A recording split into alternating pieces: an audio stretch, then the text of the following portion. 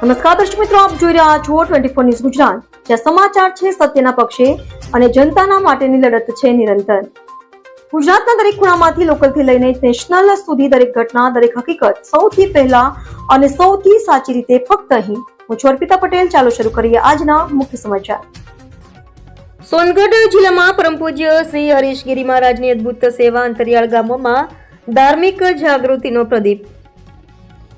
સોનગઢ તાલુકાના અંતરિયાળ અને પછાત વિસ્તારોમાં પરમ પૂજ્ય શ્રી હરીશગીરી મહારાજ વર્ષોથી અવિરત રીતે હવન, યજ્ઞ અને ધાર્મિક સેવાઓ દ્વારા સમાજમાં શાંતિ અને સકારાત્મકતા ફેલાવી રહ્યા છે.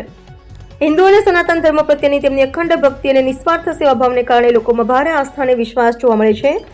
શ્રી હરીશગીરી મહારાજ કોઈ પણ પ્રકારની પ્રસિદ્ધિ, ચંદો કે રમત લીધા વગર માત્ર માનવતા અને ધર્મભાવના સાથે ગામે ગામ ધર્મની દીપ જ્યોત પ્રગટાવતા રહે છે.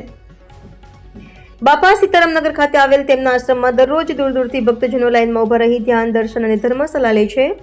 મહારાજની ઉપચારાત્મક સેવા અને દિવ્ય હવન ક્રિયામાં ઘણા પરિવારોને માનસિક શાંતિ, સમસ્યાઓમાંથી રાહત અને નવા વર્ષનો અનુભવ થયો છે.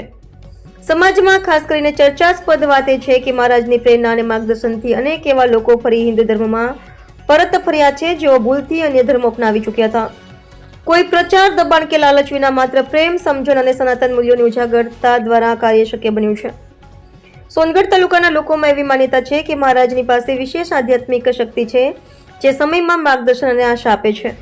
લોકોના દુઃખ દર્દ કરવા અંતરિયાળ ગામોમાં પહોંચી ધર્મસેવા પૂરી પાડવાની તેમની પ્રતિબદ્ધતા ખરેખર પ્રશંસનીય છે. સોનગઢ જેવા ગામડિયા વિસ્તારોમાં સનાતન ધર્મને મજબૂત બનાવી માનવ સેવાની પરંપરા જીવંત રાખનાર એવા પરમ પૂજ્ય હરીશગીરી મહારાજ જેવા સંત સમાજ માટે ખરેખર ધન્ય છે.